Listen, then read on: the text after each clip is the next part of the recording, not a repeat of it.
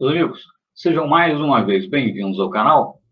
E o propósito do nosso pequeno vídeo de hoje é uma aula sobre modelo atômico de Bohr. Na verdade, um relembramento, né? Uma reapresentação de alguns conhecimentos que nós já possuímos, vocês já devem possuir do ensino médio, inclusive, etc. Mas, enfim, para a gente situar o tema e partirmos depois, né, para o modelo mecânico quântico, ligação química, etc. Bom, uma pergunta que se poderia fazer é, afinal, bom, por que o modelo atômico de Bohr ainda aparece aí, né, nos livros, não apenas de química, não apenas do ensino médio, mas nos livros de química geral, inclusive, nos livros universitários, né? Porque, afinal, o modelo atômico de Bohr está superado, foi superado pelo modelo mecânico quântico, isso, enfim, há cerca de 100 anos, né, que o modelo atômico de Bohr foi, né, soterrado, né, pelo modelo mecânico quântico, que é um modelo atualmente em voga, né, atualmente utilizado. Bom, o modelo atômico de Bohr ele não se tornou um mero objeto de estudo dos livros de história da ciência, de história da química, de história da física, porque, na verdade, ele tem ainda algumas coisas interessantes, né, digamos assim, a nos acrescentar, a nos informar, digamos, ainda de um ponto de vista didático-pedagógico, uma abordagem interessante, uma porta de entrada interessante, né, ao entendimento do comportamento da matéria. Muito embora o modelo atômico de Bohr vai se falar em órbitas, né, o modelo mecânico quântico fala em orbital, né, o modelo atômico de Bohr é um modelo determinístico, né, o modelo mecânico quântico é um modelo estatístico, né, probabilístico, né, etc. Enfim, há diferenças, né? Mas, em todo caso, por exemplo, a noção de que quanto mais distante do núcleo estiver o elétron, maior sua energia potencial, né? De que quando o elétron transita de um nível de energia mais alto para um nível de energia mais baixo, há emissão de um fóton, um certo comprimento de onda, certa frequência, certa energia, ou para que o elétron transite de um nível de energia mais baixo para um nível de energia mais elevada, é necessário fornecer essa energia, etc. Né?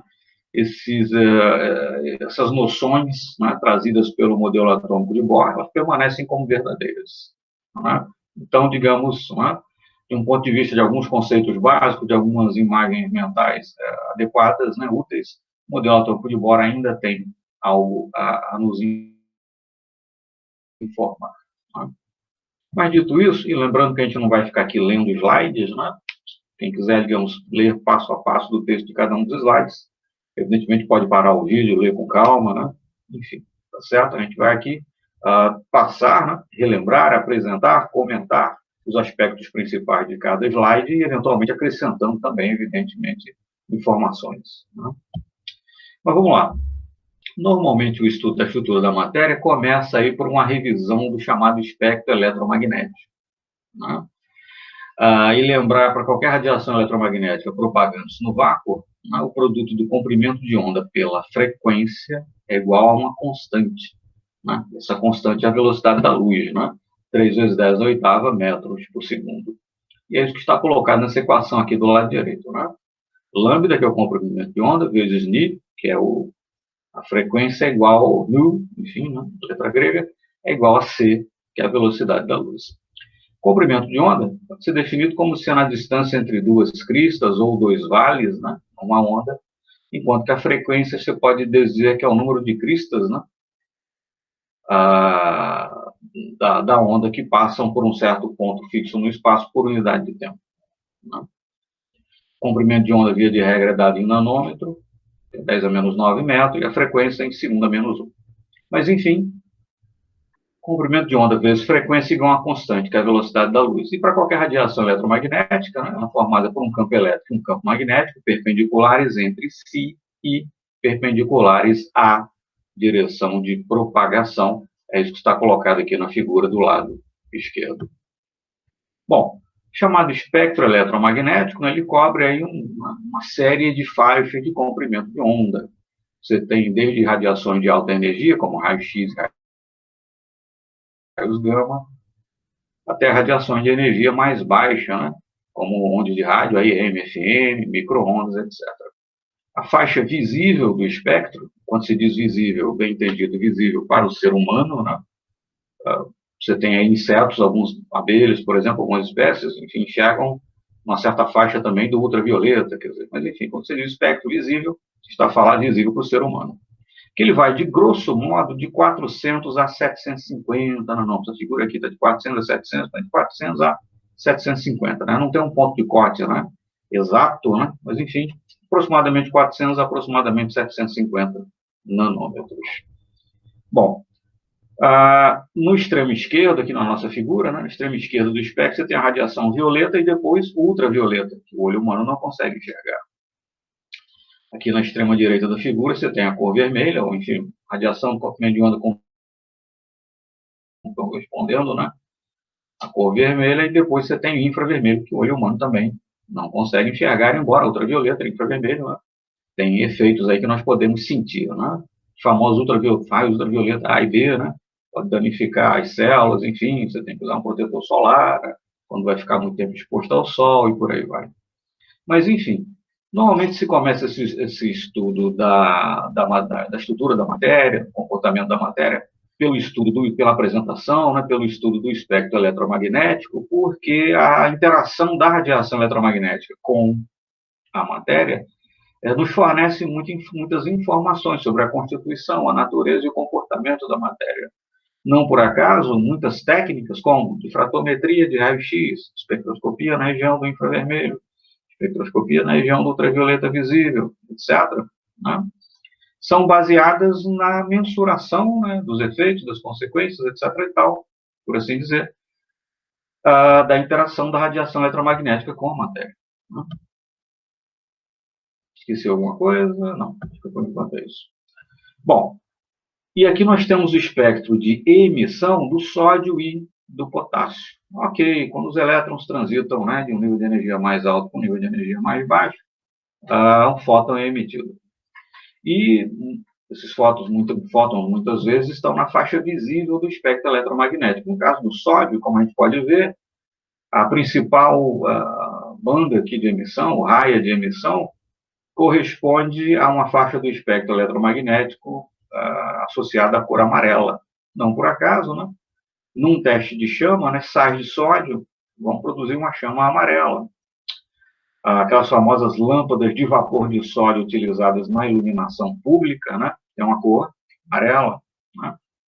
Espectro aqui debaixo do potássio, o número de raias aí na faixa do visível é bem maior, né? O espectro é bem mais complexo, que é natural, né? O potássio tem mais elétrons, consequentemente mais possibilidades aí de transições eletrônicas do que o sódio. E aí você vai ter, digamos, cores diferentes, né, sendo emitidas, e a cor que você vai predominar vai ser meio que um somatório disso, né, de forma que, enquanto o sódio produz uma chama de cor amarela, no teste de chama, o potássio você tem, né, uma cor aí, que às vezes se chama de lavanda, né, meio que um violetazinho claro, puxando para um rosa, qualquer coisa assim. Né? Mas, enfim, e essa relação aqui, né, é igual a HNI, né? Aqui está colocado ΔE na equação aí no slide, porque se está considerando a diferença, né, de energia entre dois níveis de energia, daí o delta. Né? Por isso, né, enfim, tem que considerar o N aí envolvido. Né? O N, lá no modelo atômico de Bohr, seria a órbita na primeira, segunda, terceira. No modelo mecânico quântico, nós vamos chamar o N aí de número quântico principal. Né? Muito embora no modelo mecânico quântico nós não falemos mais em órbita, sim em orbital, né? Mas o N continua tendo mais ou menos aquele significado, né? Quanto maior o valor de N, mais distante do núcleo está o elétron, maior a sua energia potencial, tá? Daí, então, aquele sentido, né? Aquela função, digamos, didática, né? Que o modelo atômico de Bohr ainda possui. Mas, enfim, essa equação aqui, né? Nos interessa, né? É igual a HNI. Né? Perdão, pulamos aqui o lado. É igual a HNI. Né? A energia da radiação eletromagnética, né, ou do fóton a ela associado, como seja, é igual à constante de Planck, né, que é 6,626 vezes 10 a menos 34 joules vezes segundo, multiplicado pela frequência. Né? Então, quanto maior a frequência de uma radiação eletromagnética, maior a sua energia. Mas como o produto do comprimento de onda pela frequência é igual a uma constante, que é a velocidade da luz, Quanto maior a frequência, menor o comprimento de onda e vice-versa. Moral da história, quanto maior a frequência, ou, dizendo de outra forma, quanto menor o comprimento de onda da radiação eletromagnética, maior a sua energia. Né? E uma outra forma de estudarmos a interação da radiação eletromagnética com a matéria é através do chamado efeito fotoelétrico. Né? Você faz incidir fótons de um certo comprimento de onda sobre uma chapa metálica, tipicamente, e elétrons são ejetados, desde que a energia dos fótons incidentes seja igual ou maior, né, do que a energia que mantém os elétrons ligados a essa superfície metálica. É a chamada função trabalho. Né? Função trabalho. Não confundir com a energia de ionização. Né? A energia de ionização está definida como energia necessária para remover elétrons isolados de um átomo em estado gasoso. Né? E a função trabalho, no caso, você está removendo elétrons de um sólido, tipicamente uma superfície metálica. Né? Os valores são diferentes. Para o mesmo elemento, função trabalho e energia de ionização têm valores diferentes, até porque estão definidos, né, para fenômenos diferentes. Muito embora, em ambos os casos, aconteça, no fim das contas, o mesmo, né, remoção de elétrons, e no caso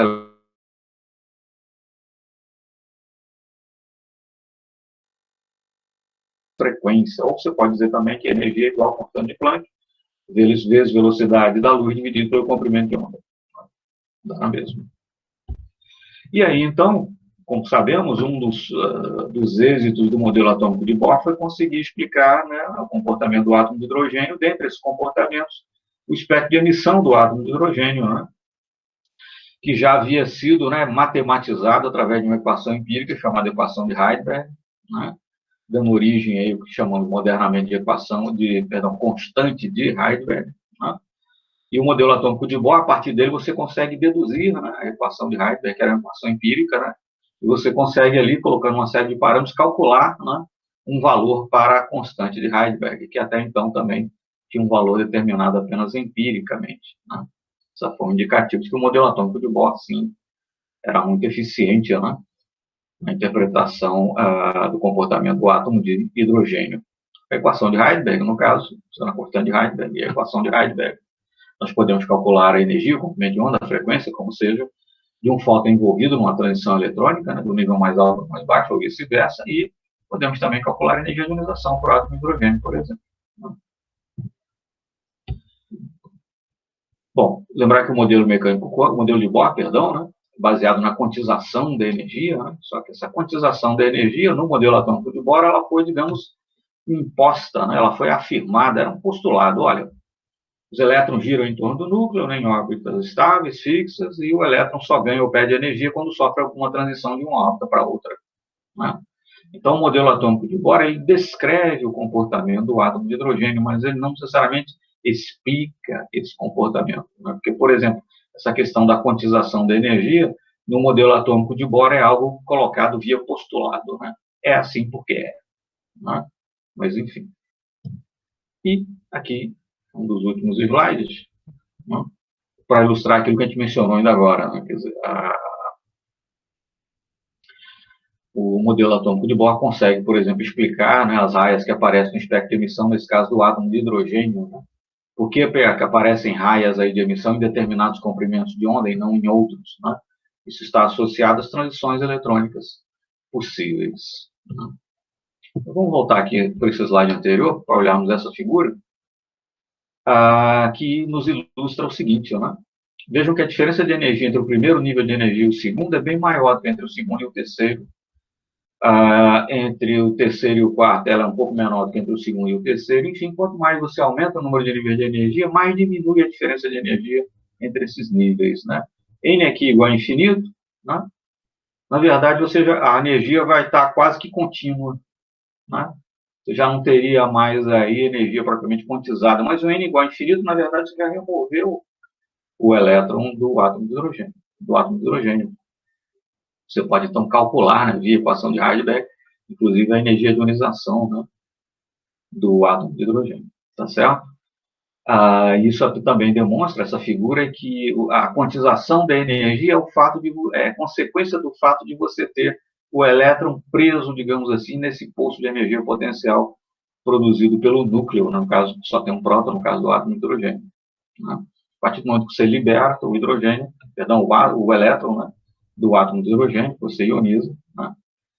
A quantização da energia deixa de valer, digamos assim, é por isso que essas linhas aqui, que representam o nível de energia, estão cada vez mais próximas entre si, quanto mais distante do núcleo o elétron se encontra, tá certo? Bom, pessoal, era basicamente o que a gente tinha para dizer, né? Comentando um pouco dos slides, acrescentando algumas informações mais. É claro que isso é um resumo, uma síntese, né? Um aperitivo, digamos assim, né? Um relembramento de alguns conhecimentos e tal, ou uma introdução, né? O que aparece lá nos livros de Química Geral. Evidentemente, não substitui estudar, né? Tomar os livros e estudá-los, né? Que é mais para, né? Dar um sabor, um ponto de partida, né? Apontar um caminho, tá certo? Mas, enfim, assim como nessa aula, né, nós utilizamos esses slides produzidos pelo Departamento de Química da Universidade Federal de Minas Gerais, né? A entidade que, por certo, merece o crédito pela produção dos slides. Em aulas subsequentes nós utilizaremos outros slides, né? Gostei da sequência que eles fizeram, porque ficou realmente, né, conjuntos pequenos de slides, né? 10, 12, 15 slides, então terminam sendo mini aulas, né? Mas que somadas, né, você tem aí um bom volume de informações e uma boa introdução à estrutura da matéria e depois ligação química, geometria molecular, etc., serão objetos aí das aulas subsequentes, tá bom? Muito obrigado e até a nossa próxima aula, então, quando nós retomaremos, né, os outros temas, né, que comporão aqui o nosso conteúdo, tá bom? Muito obrigado, então, até a próxima. Não esqueça de se inscrever no canal, deixar o seu like, né, nos ajuda a divulgar um pouco mais aqui, então. Muito obrigado.